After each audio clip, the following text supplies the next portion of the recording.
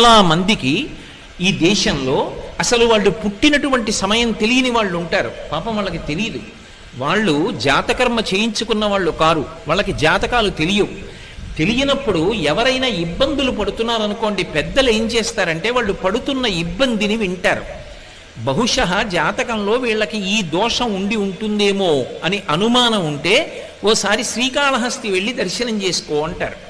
శ్రీకాళహస్తి వెళ్ళి దర్శనం చేసుకోని ఎందుకంటారంటే, లోపలికి వెడుతున్నప్పుడే అపసవ్యంగా వెడతాడు. శివానుగ్రహం, శివుడు శాసిస్తాడు. అపసవ్యం నీకు ఇష్టం, వాడు నాకు అపసవ్యంగా వచ్చాడు, అవమానం నాకు, కానీ నేను దాన్ని సత్కారంగా స్వీకరిస్తున్నా, వాడి జోలికి నువ్వు వెళ్ళడానికి వీల్లేదు. ఎందుచేత అంటారేమో, గ్రహములకు స్వాతంత్ర్యము లేదు. చాలామంది తెలియక శనీశ్వరుడు అంటుంటారు. శనీశ్వరుడు అన్న మాట లేదు అసలు. శనైశ్చరుడు, శనైహి చరహ. ఆయన చాలా మెల్లగా కదులుతాడు, మిగిలినటువంటి గ్రహాల్లాగా కదలడు, చాలా మందంగా కదులుతాడు. కాబట్టి మందుడు అని ఒక పేరు ఆయనకి. శనీశ్వర గ్రహం అనాలి తప్ప శనీశ్వర గ్రహం అనకూడదు. ఈశ్వరత్వము లేదు గ్రహములకు. అవి మేమీ ఫలితం ఇచ్చి తీరుతాం అనవు. పరమశక్తివంతమైనటువంటి పరమశివుడు ఎక్కడున్నాడో ఆయన శాసనానికి అవి వశవర్తులవుతాయి. అవి వశవర్తులై ఆయన చెప్పిన మాట వింటాయి. నేను ఒకప్పుడు నా జీవితంలో ప్రత్యక్షంగా చూశా. ఒక చోట ఒక ఆయన ఒక వ్యక్తి యొక్క జాతక చక్రాన్ని చూశాడు. అన్నీ అద్భుతంగా చెప్పాడు. ఏడాది క్రితం మీ భార్య గారి శరీరం విడిచిపెట్టారు, మీ దురదృష్టం అన్నాడు. ఆయన అన్నాడు, నా భార్య శరీరం విడిచిపెట్టలేదన్నాడు. వెంటనే ఆ జ్యోతిష్కుడు అన్నాడు, మీ భార్య గారు శరీరం విడిచిపెట్టినంత ప్రమాదం జరిగిందా అన్నాడు. ఆయన కాసేపు ఆలోచించి జరిగిందన్నాడు. నువ్వు శివభక్తుడివా అని అడిగాడు. అవును, మేము ఇంట్లో శివారాధన చేస్తాం. శివారాధన చేయడం అలవాటుగా చాలా తరాల నుంచి మీ ఇంట్లో ఉన్న కారణం చేత యథార్థమునకు శరీర పతనమైపోవలసిన నీ భార్య శరీరము పడలేదు, అంతవరకు తీసుకెళ్లి వదిలిపెట్టించేశాడు ఈశ్వరుడు. శివభక్తుడవు కనుక ఆయన అనుగ్రహము చేత గ్రహములు శాసింపబడ్డాయి, నీ భార్య బ్రతికిందన్నాడు. నేను అక్కడే ఉన్నాను. నిజంగా నేను ఆశ్చర్యపోయాను. ఎందుకంటే అతని జీవితంలో ఆ సమయంలో జరిగినదే అతని భార్య వెళ్ళిపోవలసిన స్థితే నాకు తెలుసు. కానీ ఆమె బ్రతికింది. ఆమె బ్రతకడం వెనకాతల ఏ మర్మమున్నదో వచ్చిన జ్యోతిష్కుడు చెప్పాడు. అంటే శివశాసనము అంత గొప్పది. అంతటి శాసకుడైన వాడు అప్రదక్షిణాన్ని అంగీకరించడు. కానీ ఒక్క శ్రీకాళహస్తిలో మాత్రం అప్రదక్షిణాన్ని అనుగ్రహిస్తాడు. ఈ క్షేత్రమునకు ఇంకొక గొప్ప విశేషం ఉన్నది. నవగ్రహములను కవచముగా కట్టుకుని ఉంటాడు. కవచం ఎవరు కట్టుకుంటారు? యోధుడు కట్టుకుంటాడు. యోధుడి వలన కవచమునకు కీర్తి వస్తుందా, కవచము వలన యోధునకు కీర్తి వస్తుందా? అంటే ఎంత గొప్ప యోధుడు కట్టుకుంటాడు అన్న దాన్ని బట్టి కవచానికి కీర్తి వస్తుంది. నవగ్రహములు ఆయనకి కవచమై ఉంటాయి. అయినప్పుడు ఆయన చేతిలో అవి ఒక ఉపకరణం లాంటివి, ఆయన తీసి పక్కన పెట్టేటటువంటి ఒక ఆభరణ విశేషం లాంటివి అవి. ఆయనకి ఎవడు భక్తితో ఉంటాడో అటువంటి వాడిని గ్రహములు కూడా చెనకలేవు. నమః శివాభ్యాం అశుభాపహాభ్యాం అని ఆయన అనుగ్రహాన్ని పొందాడనుకోండి, ఆపద వచ్చేస్తోందని మనకి తెలియదు. ఆపద అన్న మాటకు అర్థం ఏమిటంటే, మన బుద్ధి చేత మనము తప్పించుకోలేనిది. మన దగ్గర ఎన్ని ఉపకరణములు ఉండనివ్వండి, వాటితో మనం బయటపడలేనంత పెద్ద ప్రమాదము వచ్చేస్తే దానిని ఆపద అంటారు. ధర్మరాజు గారు కృష్ణుడితో మాట్లాడుతూ భారతంలో అంటాడు, ఆపద గడువం బెట్టను ఓపి శుభంబైనదా అని ఒడగూట్ప అంటాడు. ఆపద చాలా ఒక్కొక్కసారి మన బుద్ధితో తప్పించుకోలేము. అసలు అలా ఎందుకు తప్పిందో కూడా మనకు అర్థం కాదు. నాకే తెలిసి ఒక విశేషం చెప్తాను. ఒకప్పుడు ఒక వ్యక్తి మోటార్ సైకిల్ మీద ఎడుతున్నాడు. చీకటిగా ఉంది, అది కొంచెం డొంక ప్రదేశం. ఆయన ఏదో ఆలోచిస్తూ బయలుదేరాడు. అరే లైట్ వేయలేదని గుర్తొచ్చి లైట్ వేశాడు. తీరా లైట్ వేసిన తర్వాత చూశాడు, రోడ్డుకు అడ్డంగా నల్లత్రాసు పడుకునుంది. అక్కడ దాకా వెళ్ళిన తర్వాత ఇంకా ఆయన బుద్ధి పనిచేయలేదు. అకస్మాత్తుగా బ్రేక్ తొక్కాడు, బండి అయిపోయింది. నల్లత్రాసు అటు వెళ్ళిపోకుండా ఇలా వెనక్కి వచ్చింది. వెనక్కి వచ్చి పడగ విప్పింది.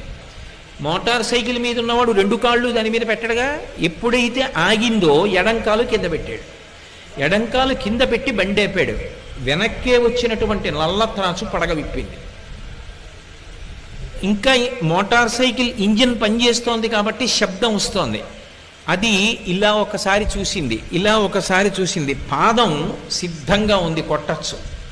కొట్టకుండా ఎందుకో వెనక్కి తీసేసి పక్కకి వెళ్ళిపోయింది. దానికి ఏం కారణం చెప్పాలి? అది కొట్టడానికి కొట్టకపోవడానికి మధ్యలో ఎవరున్నారు? అప్పుడు ఆ వ్యక్తి చదువుకున్నటువంటి విద్యార్హతలు తీసుకురాగలడా, లేకపోతే నాకు బ్యాంకులో ఇంత డబ్బు ఉందని తీసుకొచ్చి చూపిస్తాడా, నాకు ఇంత పరివారం ఉందని చూపిస్తాడా, నాకు ఇంత సరస్వతీ కటాక్షం ఉందని చూపిస్తాడా? ఏది కాపాడుతుంది? అది ఆపద అంటారు. ఆ సమయంలో పామా నువ్వు ఆయనను చెనకవద్దు, తప్పుకో, వెళ్ళిపో వెనక్కి అని శాసించగలిగిన వాడు ఒకడున్నాడు. వాడు నీ మాంసచక్షువుకు కనపడవచ్చు, కనపడకపోవచ్చు. అటువంటి వాడెవరున్నాడో వాడు మాత్రమే ఆపద తీసేస్తాడు. ఆపద చెప్పకుండా ఎలా తీస్తాడో శుభం ఇచ్చేటప్పుడు చెప్పకుండా అలా ఇస్తాడు. నీ మీద నేను ప్రీతి చెందానోయ్, రేపు నీకో శుభవార్త చెప్తున్నాను అనేం చెప్పడం, చెప్పకుండా శుభాలు ఇస్తాడు. అలా శుభాలు ఇవ్వడం తప్ప అశుభం చెయ్యడం చేత కాని వాడెవరో ఆయన్ని శివ అని పిలుస్తాడు. అటువంటి శివుడు అశుతోషుడైన క్షేత్రం శ్రీకాళహస్తి. అందుకే ఈ క్షేత్రం దగ్గరికి వచ్చేటప్పటికి ఒక విశేషం ఉంటుంది. మీరు ఏం చేశారన్న దానితో సంబంధం ఉండదు. కేవలముగా క్షేత్ర ప్రవేశం చేసి ఒక నమస్కారం చేస్తే చాలు. శ్రీకాళహస్తి క్షేత్రం గురించి పెద్దలు ఏం చెప్తారంటే, ఈ క్షేత్రంలోకి వచ్చి నివాసం ఉంటే చాలు. రోజు వచ్చి కాళహస్తీశ్వరలింగాన్ని మీరు దర్శనం చేశారా, జ్ఞానప్రసూనమ్మను చూశారా అన్నదాంతో సంబంధం ఉండదు. ఈ క్షేత్రంలో నివాసం చేసి ప్రాణం వదిలిపెట్టేశాడు అనుకోండి, వాడు మోక్షమునే పొందుతాడు. ఎందుకంటే వాడు కైలాసమాసం చేసిన వాడితో సమానం. అందుకని వాడిని ఇంకొకళ్ళు ముట్టుకోవడానికి వీల్లేదు. శ్రీకాళహస్తి ప్రవేశమునకు ఒక్కదానికే సాక్షాత్ కైలాస ప్రవేశము కిందే శాస్త్రం తీసుకుంటుంది. అంత గొప్ప క్షేత్రం. ఇటువంటి క్షేత్రంలో నది అంత గొప్పదై ఉండడం, విఘ్నేశ్వరుడు సర్వోత్కృష్టమైనటువంటి స్థితిని పొంది ఉండడం ఒక అద్భుతమైనటువంటి విశేషం. సాధారణంగా క్షేత్రానికి ఒక నది ఉంటుంది, ఒక పుష్కరిణి ఉంటుంది. అన్ని వేళలా నది చాలా చాలా గొప్పది, ఈ నది కన్నా ఆ నది అంత గొప్పది అని చెప్పడం సాధ్యం కాకపోవచ్చు. నదిగా ఎప్పుడూ గొప్పదే, ఏ నది కూడా తక్కువ కాదు, అన్ని నదులు గొప్పవే. కానీ ఒక గంగా నది ఉందనుకోండి, గంగా నది కన్నా అని చెప్పాలంటే దానికి ఒక ప్రమాణం ఉండాలి. గంగా నదితో పోల్చాలి, ఒక ప్రమాణం ఉండాలి. కానీ ఇక్కడ ప్రవహించేటటువంటి నది సువర్ణముఖరి అని పిలువబడుతుంది. సువర్ణముఖరి నది ప్రవాహం ఉన్నటువంటి క్షేత్రం. ఎందుచేత అంటే యథార్థమునకు శ్రీకాళహస్తిలో నది లేదు ఒకప్పుడు. అగస్త్య మహర్షి ఈ ప్రాంతానికి వచ్చి శంకరుణ్ణి పూజ చేసి ఆయన ఇక్కడే తపోవనాన్ని ఏర్పాటు చేసుకుని తపస్సు చేశారు. అగస్త్యుడు మహాశివభక్తుడు. ఆయన పాద స్పర్శ పొందినటువంటి ప్రదేశం ఇది. అంత గొప్ప ప్రదేశం కాబట్టి అగస్త్యుడు తపస్సు చేస్తున్నటువంటి సమయంలోనే ఇక్కడికి ఋషులందరూ వచ్చారు. ఆయన ఎక్కడుంటే అక్కడ ఉంటారు ఋషులందరూ. అసలు మీకు ఇంకొక ఆశ్చర్యకరమైన విషయం చెప్పాలి అంటే, లోకంలో అందరూ దేవతల్ని ఆరాధన చేస్తారు. అగస్త్యుడు ఎక్కడైనా ఉంటే దేవతలు తమ స్థానాలు పెట్టుకుంటారు. నేను రోజు వచ్చి ఇక్కడ కూర్చుంటాను అగస్త్యుడిని చూడడానికి, అందుకని ఇది నా స్థానం అని చెప్పి ఏ దిక్కున ఉండవలసిన దేవత ఆ దిక్కున ఆశ్రమంలో కూర్చుంటాడు. ఎందుకు కూర్చుంటాడో తెలుసా? అగస్త్యుడు చూడడానికి కాదు, అగస్త్యుడిని చూడడానికి. కావాలంటే మీరు రామాయణం చదవండి, ఆయన ముద్ర అలా ఉంటుంది. పరమశివుడుగా ఉన్న భగవంతుడు కూడా ఆయన వలన ఉపకారమును పొందుతాడు. పార్వతీ కళ్యాణంలో భూమి యొక్క భారాన్ని నిలబెట్టినవాడు, సూర్యగమనం కోసమని వింధ్యపర్వతం యొక్క అహంకారాన్ని అణిచినటువంటి వాడు, కాశీపట్టణం మీద అంత మక్కువ కలిగినటువంటి వాడు, ద్రవిడ దేశానికి కావేరీ నది ప్రవాహాన్నిచ్చి వ్యాకరణాన్నిచ్చి అనుగ్రహించినటువంటి వాడు, అంతటి మహానుభావుడు అగస్త్యుడంటే. అటువంటి అగస్త్యుడు శ్రీకాళహస్తి మీద వ్యామోహం పొందాడు. ఇక్కడికొచ్చి తపోవనాన్ని నిర్మించుకుని తపస్సు చేశాడు. అప్పుడు ఋషులందరూ అడిగారు, ఇక్కడ ఒక నది లేదు, నది తీసుకురండి అని అడిగారు. ఆయన అన్నాడు, ఒక నది రావాలి అంటే ఒక పర్వతం మించి ప్రవహిస్తుంది. ఎందుకంటే నదులన్నీ పర్వతానికి కూతుళ్ళ లాంటివి, పర్వతాల మించి వస్తాయి. ఏ పర్వతం మించి నేను తీసుకురావాలని అడిగాడు. వాళ్ళు అన్నారు, నీకే తెలియంది మాకు తెలుస్తుందా? మాకు తెలియదన్నారు. మరి ఎవరిని అడగాలి అంటే, అగస్త్యుడు గొప్ప గాణాపత్యుడు. ఆయన మహాద్భుతమైనటువంటి వినాయకోపాసన చేస్తాడు. అసలు ఆయన చేయని ఉపాసన లేదు, అంత గొప్ప ఉపాసకుడు. వినాయకుడిని చాలా తొందరగా ఎలా అనుగ్రహింపచేసుకోవాలో ఆయనకి తెలిసినట్టు ఎవరికి తెలియదు. ఆయన ఒక మాట చెప్పాడు, గజాసుర సంహారాన్ని పాతాళలోకంలో గణపతి చేశాడు, అందుకని కపిలవర్ణం పొందాడు, అందుకని కపిలుడు అని పేరు పొందాడు. ఇప్పుడు కపిలుడు అంటే నల్లగా ఎర్రగా రెండు రంగులు కలిసి ఉంటే కపిలవర్ణం అంటారు. చాలామంది కపిలవర్ణం అంటే నల్లావు అంటూ ఉంటారు. నల్లావు కాదు, నలుపు ఎరుపు కలిసి ముద్ద రంగు పొందితే కపిల ఆవు అంటారు, కపిల గోవు అని పిలుస్తారు. ఆయన గజాసురుణ్ణి చంపాడు. ఏనుగు ముఖం ఉన్న వాడి చేతిలో తప్ప నేను మరణించనని వరం అడిగాడు గజాసురుడు, అనుగ్రహించాడు పరమాత్మ. అందుకని తన కొడుక్కి ఏనుగు ముఖం పెట్టాడు పరమశివుడు, అసలు రహస్యం లోక సంరక్షణం కోసమని. ఇప్పుడు ఏనుగు ముఖమున్నటువంటి విఘ్నేశ్వరుడు ఏనుగు ముఖమున్న రాక్షసుణ్ణి పాతాళంలో సంహరించి ఆ నెత్తురంతా మీద పడితే కపిలవర్ణం పొందాడు. పొంది పరమ సంతోషంతో పాతాళంలోంచి భూమి వివరం చేసుకుని పైకొస్తున్నాడు. ఆయనకి అమ్మ అంటే విశేషమైనటువంటి ప్రీతి. కంచి కామకోటి పీఠాధిపత్యం వహించినటువంటి చంద్రశేఖరేంద్ర సరస్వతి మహాస్వామి వారు ఈ క్షేత్రం గురించి ఒక మాట చెప్తుండేవారు. వినాయకుడితో కలిసి జ్ఞానప్రసూనాంబ ఈ క్షేత్రానికి వచ్చింది అని చెప్తుండేవారు. అటువంటి వినాయకుడు పాతాళంలోంచి పైకొస్తున్నాడు. అగస్త్య మహర్షి వెళ్ళి ఆయనని ఆరాధించవలసినటువంటి రీతిలో ఆరాధన చేశాడు. ఆయన వెళ్ళి గణపతిని దర్శనం చేశారు. అందుకే ఇక్కడ పాతాళ గణపతి. ఇంకొక పెద్ద విశేషం ఉంది. అసలు గణపతి ఎక్కడుంటారు అంటే మూలాధార చక్రమునందు ఉంటాడు. మూలాధారం అన్ని చక్రాల కిందకుంటుంది, బుధస్థానమునందు ఉంటుంది. కాబట్టే మూలాధార క్షేత్రస్థితం అని ముత్తుస్వామి దీక్షితారు వారి కీర్తన. మూలాధారం కిందకు ఉండాలి కాబట్టి ఇక్కడ ఉన్నటువంటి గణపతి మూలాధార సూచనగా కిందకుంటారు. పాతాళ గణపతి అన్న పేరుతో ఉంటారు. సాధారణంగా మీరు ఎప్పుడైనా సరే గణపతి ఉపాసనలో ఒక విశేషం ఉంది. గణపతి తత్వం అంతా 16 అంకె మీద పెడుతుంది. అందుకే ఆ 16 నామములు చదవాలి. ప్రతిరోజు కార్యక్రమం దేంతో మొదలవ్వాలి అంటే విఘ్నేశ్వరుడి యొక్క 16 నామములతో మొదలవ్వాలి. ఒకవేళ నాకు చదవడం రాదనుకోండి, కనీసం నేను ఒక కాగితం మీద రాసుకుని చదవాలి. నాకు అలా చదవడం కూడా రాదనుకోండి, చదివే వాళ్ళు ఇంట్లో ఒక్కళ్ళైనా ఉండాలి. వాళ్ళు నోట్లో చదవకూడదు, మిగిలిన వాళ్ళు చదవడం రాదు కొంతమంది ఉన్నారనుకుంటే ఆ స్తోత్రం రోజు పైకి చెప్పాలి. అందుకే ఆ స్తోత్రం గురించి అంత గొప్పగా చెప్తారు ఇప్పటికీ పెద్దలు. సుముఖశ్చైకదంతశ్చ కపిలో గజకర్ణకః లంబోదరశ్చ వికటో విఘ్నరాజో గణాధిపః ధూమకేతుర్గణాధ్యక్ష ఫాలచంద్రో గజాననః వక్రతుండ శూర్పకర్ణో హేరంబ స్కందపూర్వజః షోడశైతాని నామాని పఠేత్ శృణుయాదపి. నువ్వన్నా చదువు, శృణుయాదపి కనీసం విను. విద్యారంభే వివాహే చ ప్రవేశే నిర్గమే తథా సంగ్రామే సర్వకార్యేషు విఘ్నస్తస్య న జాయతే. దేనికైనా సరే ఇది చదవవలసిందే. ప్రవేశే నిర్గమే తథా, అసలు రహస్యం అంతా అక్కడ పెట్టారు. లోపలికి వచ్చినా బయటికి వెళ్ళినా, ఏ లోపలికి వచ్చే బయటికి వెళ్ళడం, అసలు అది పెద్ద విశేషం ఆ స్తోత్రంలో.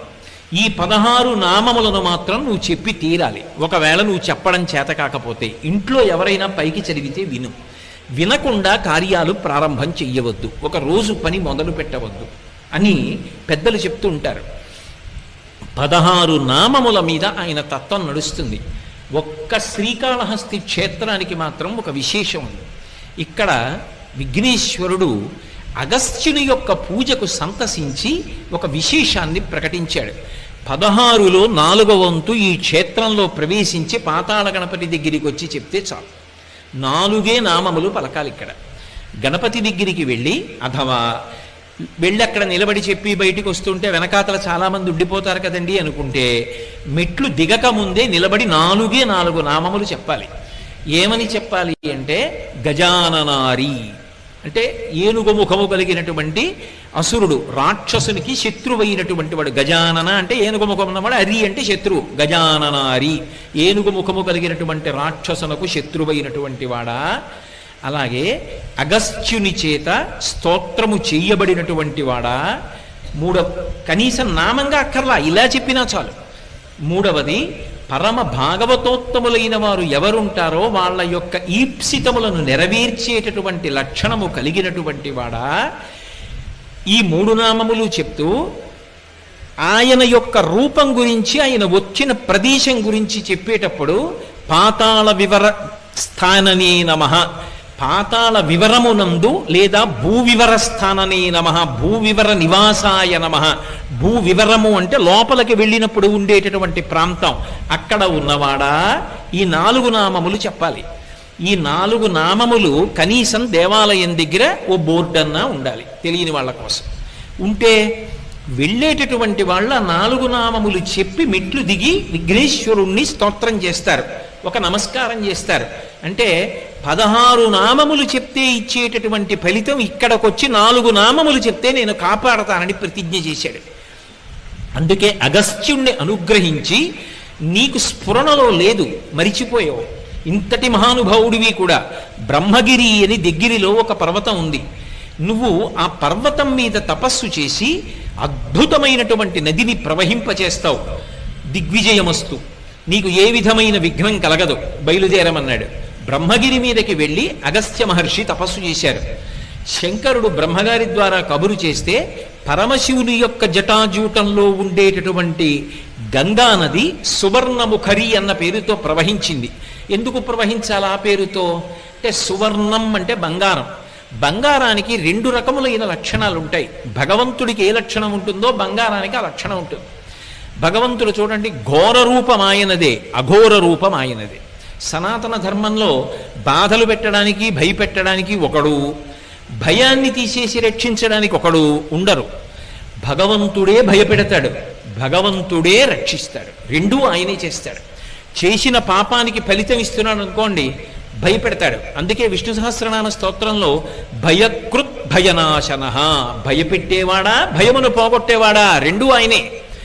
మన పాపమునకు ఫలితం ఇచ్చినప్పుడు భయపెడతాడు. అందుకు కదూ రుద్రాధ్యాయంతో అభిషేకం చేస్తుంటే నమస్తే అస్తు ధన్వనే బాహుభ్యాముతతే నమః అని మొదలు పెడతారు. నీ చేతిలో ఉన్న ధనస్సుకి నమస్కారం, ఆ చేతులకి నమస్కారం. రుద్రమన్యవ ఉతోత ఇషవే నమః, నీ మన్యువుకు ఒక నమస్కారం. పిల్లలం ఏదో తెలియక తప్పు చేశాం, ఆ ధనస్సు ఏమిటి పక్కన పెట్టేసి, ఆ చెయ్యి ఏమిటి అలా వద్దు, ఇలా అనుగ్రహంగా పెట్టు అని ఆయన్ని ఉభయతర నమస్కారములతో రుద్రాధ్యాయం నడుస్తుంది. అంటే దానిలో ఉన్నటువంటి అంతరార్థం ఏమిటి అంటే, పరమశివుణ్ణి స్తోత్రం చేసి ఆయన యొక్క అనుగ్రహాన్ని పొంది ఘోర రూపాన్ని ఉపసంహారం చేయిస్తారు. పాపములకు ఫలితమని ఇవ్వకు, మేము తట్టుకోలేము, తెలియక చేశాం, మన్నించమని అడుగుతారు. అలా ఇక్కడికి వచ్చేటప్పటికి విశేషం ఏమవుతుంది అంటే, ఈ క్షేత్రం దగ్గరికి వచ్చేటప్పటికి ఇక్కడ పరమశివుడు ఘోర అఘోర రూపములు రెండిటికీ కూడా ఆయన స్థానమైన పంచబ్రహ్మమంత్ర పఠనంలో ఇప్పటికే అఘోరేభ్యో దఘోరేభ్యో ఘోర ఘోరతరేభ్య అని చెప్తున్నాం కదా. అన్ని విశేషణములు ఉన్నవాడైనప్పటికీ కూడా ఈ క్షేత్రం దగ్గరికి వచ్చేటప్పటికి పరమ ప్రసన్నమూర్తి అయి ఎంత కింది స్థాయిలో అనుగ్రహాన్ని వర్షిస్తాడంటే, వైదికమైనటువంటి ధర్మము తప్పదు, వైదిక ధర్మము తప్పకుండా తన అనుగ్రహ వర్షము చేత ఊహించలేనటువంటివి ఇస్తాడు. అందుకే ఏదో ఇక్కడ అనుకున్నంత తేలిక విషయాలేం జరగలేదు, చాలా అద్భుతమైన విషయాలు జరిగాయి. అందుకే శ్రీకాళహస్తిలో ఎప్పుడైనా ఒక విశేషం జరిగితే దేవతలందరూ వస్తారు. నేను మీతో ఒక మాట చెప్పాలి అంటే, ఎక్కడైనా గిరి ప్రదక్షిణం చేశారనుకోండి, గిరి ప్రదక్షిణం చేస్తే దాన్ని గిరి ప్రదక్షిణ క్షేత్రం అని పిలుస్తారు. ఎందుకంటే కొండ స్థూల శివుడు అని గుర్తు. కొండ స్థూల శివుడుగా ఉన్నాడని ప్రమాణం ఉంటేనే గిరి ప్రదక్షిణం, అంతేగాని కొండకి దారి ఉందని చేయకూడదు. ఆ కొండ స్థూల శివుడని ప్రమాణం ఉన్నదా ఎక్కడైనా పురాణంలో? ఈ కొండంతా శివుడే అని చెప్పవచ్చా? చెయ్యొచ్చు. అరుణాచలం స్థూల శివుడు, గిరి ప్రదక్షిణం ఉంది. శ్రీకాళహస్తి స్థూల శివుడు, గిరి ప్రదక్షిణం చెయ్యొచ్చు. కోటప్పకొండ త్రికూటం 3 శిఖరములతో ఉంటుంది. బ్రహ్మశిఖరం, విష్ణు శిఖరం, రుద్రశిఖరం, 3 కాబట్టి ప్రదక్షిణం చెయ్యొచ్చు. ఓ కొండ మీద ఈశ్వరుడు ఉన్నాడని ప్రదక్షిణం కొండకి చేయడానికి అన్ని వేళల శాస్త్రం అంగీకరించదు. కొన్ని చోట్ల గిరి ప్రదక్షిణాలు ఉంటాయి. అన్ని చోట్ల గిరి ప్రదక్షిణం ఎందుకు చేస్తారంటే, గిరిని శివస్వరూపంగా ప్రదక్షిణం చేస్తారు. ఒక్క శ్రీకాళహస్తి మాత్రం గిరి ప్రదక్షిణమున్న మిగిలిన క్షేత్రముల కోవలోకి రాదు. దీన్ని భాస్కర క్షేత్రం అంటారు. ఎందుకు భాస్కర క్షేత్రం అంటారో తెలుసా? మనందరం పితృదేవతలు ఉత్తీర్ణులు కావాలన్నా, దేవతానుగ్రహం కలగాలన్నా, లోకములు శాంతి పొందాలన్నా, గ్రహములు శాంతి పొందాలన్నా పరమ ప్రమాణంగా ఏ కాలాన్ని తీసుకుంటామంటే సూర్యుడు ఉత్తరాయణంలో ప్రవేశించినటువంటి కాలాన్ని ఉత్తరాయణ పుణ్యకాలమని కొలిచి ఉత్తరాయణ పుణ్యకాలంలో దానాలు పూజలు అవి విశేషంగా చేస్తారు. ఒక్క శ్రీకాళహస్తి క్షేత్రానికి ఉన్న గొప్పతనం ఏమిటంటే ఉత్తరాయణంలో ప్రవేశించగానే అందరూ తనని పూజ చేస్తే సూర్యుడు మాత్రం దేవతా సమూహం అంతటితో కలిసి శ్రీకాళహస్తి కొండకి ప్రదక్షిణం చేస్తాడు. అలా ఎక్కడైనా సూర్యుడు ప్రదక్షిణం చేస్తే పర్వంలో దాన్ని భాస్కర క్షేత్రం అంటారు. అటువంటి చోట దానికి చాలా పద్ధతులు చెప్తారు పెద్దలు. ఒక్క శ్రీకాళహస్తి విషయంలోనే ఆ పద్ధతులన్నీ చెప్తారు. అలాంటి పద్ధతిలో ప్రదక్షిణాలు కాని చెయ్యగలిగితే అటువంటి వాడు జన్మరాహిత్యానికి కూడా వెళ్ళిపోతాడు. అంత గొప్ప క్షేత్రం శ్రీకాళహస్తి క్షేత్రం. పరమాద్భుతమైనటువంటి క్షేత్రం శ్రీకాళహస్తి భాస్కర క్షేత్రం. ఈ కొండ అంత గొప్పది. ఈ క్షేత్రానికి ఉన్నటువంటి విశేషం ఏమి అంటే వైదిక ధర్మాల్ని అలాగే నిలబడుతూ అనేక వైదిక రహస్యములను ఆవిష్కరిస్తూ పరమాత్మ అసలు దేవతలు ఊహించలేని అనుగ్రహాన్ని ఇక్కడ వర్షిస్తూ ఉంటాడు. అందుకే ఇక్కడ ఉన్న లింగం అనుగ్రహ ప్రదాతగా అసుతోష స్వరూపంతో ఉంటుంది. అసుతోష స్వరూపానికి ప్రధాన నియమం ఏమి అంటే వాయువు అయి ఉంటాడు. అందుకే వాయువుని పరబ్రహ్మంగా చెప్తారు. నమస్తే వాయు త్వమేవ ప్రత్యక్షం బ్రహ్మాసి అని. ఆ వాయువు సమస్త సుఖములకు